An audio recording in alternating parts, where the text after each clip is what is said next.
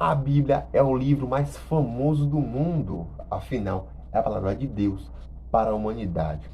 Ela traz diversas histórias curiosas e que você se pergunta se realmente aconteceu. E uma delas é o tema deste vídeo, as 10 pragas do Egito. Vocês as conhecem? Se não conhece, deixa o like aqui, se inscreve no canal, bora pro vídeo. Antes de tudo, para você saber como aconteceu as 10 pragas do Egito, eu vou contextualizar só um pouquinho aqui. Por volta de 1600 a.C., os hebreus saíram de Canaã para o Egito para ficar mais próximos ali do rio Nilo. Porém, assim que chegaram, foram feitos de escravo pelos egípcios. E isso se perdurou até mais ou menos 1250 a.C., quando Deus resolveu atender os pedidos para libertar os hebreus dos egípcios. Para isso, ele usou Moisés, que foi até o faraó Ramsés II pedir para que libertassem os hebreus. Porém, o faraó Ramsés II foi totalmente teimoso e teve que ouvir de Moisés 9 vezes o pedido para que libertasse os hebreus, até que ele liberou após a 10ª praga. Então, vamos conhecer a praga uma a uma.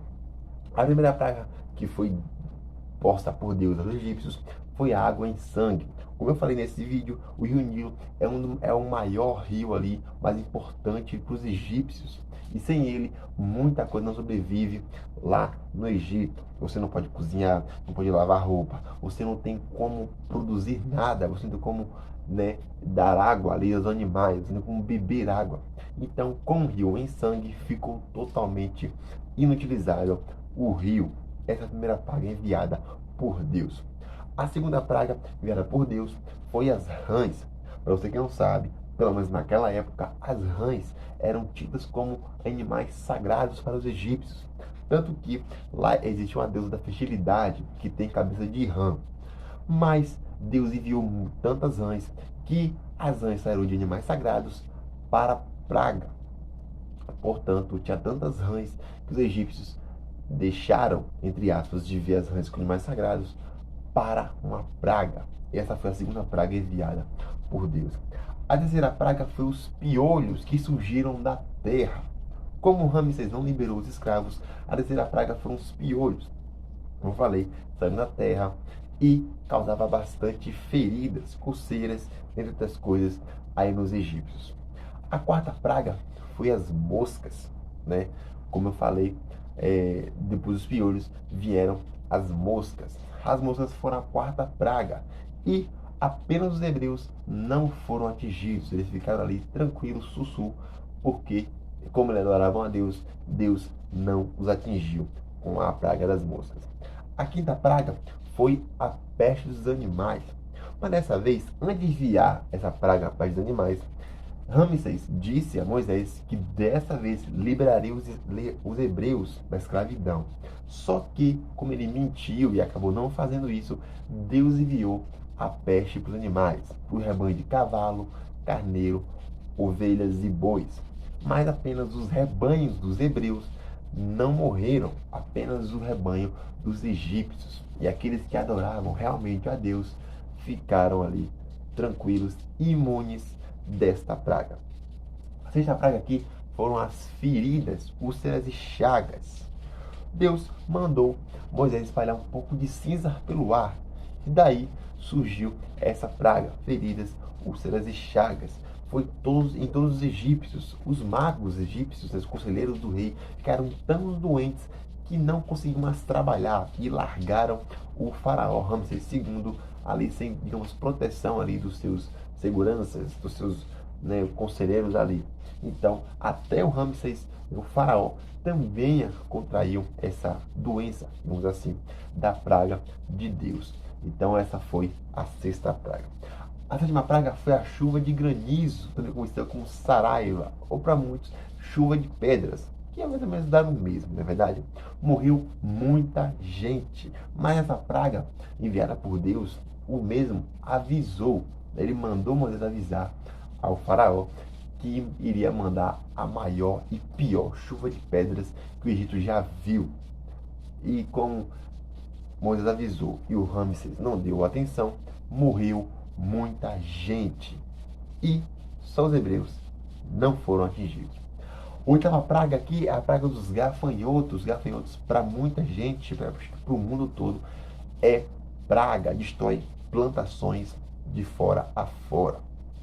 E, né, com essa praga, todas as plantações ali dos egípcios foram dilaceradas. Menos a de quem? Dos hebreus.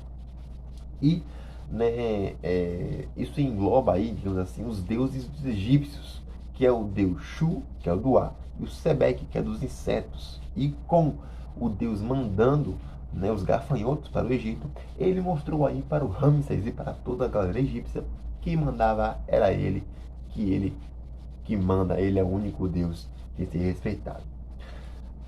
Nona praga aqui é as trevas. Sim, as trevas. Tudo ficou escuro no Egito por 3 dias. E com isso, Deus derrotou mais um deus do Egito. Um dos deuses, né, que o Egito adora aí é o deus Ra, que é o deus do sol. E com a escuridão que Deus mandou, né, durante 3 dias, ele mostrou aí para todo mundo que ele conseguiu derrotar o deus Ra, que o deus Ra não era mais forte que ele. Então, ele mandou a escuridão durante 3 dias, mostrando aí que ele derrotou o deus Ra. Estava tão escuro que você não conseguia enxergar 1 metro à sua frente. Décima e última praga aqui foi a que Deus mandou, foi o anjo da morte.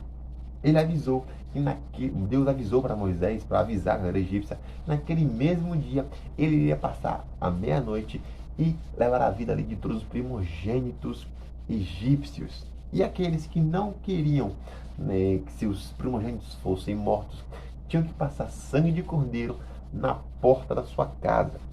Com isso, eles estariam imunes aí ao anjo da morte. Então, naquele mesmo dia, Deus passou e levou, né, a vida aí de todos os primogênitos egípcios.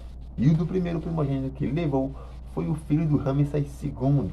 Com isso, o faraó se quebrou todo e dessa vez ele liberou os escravos. Se tivesse liberado na primeira praga, né, não teria acontecido tudo isso. Não é verdade? E você, acredita nessa história? O que você acha?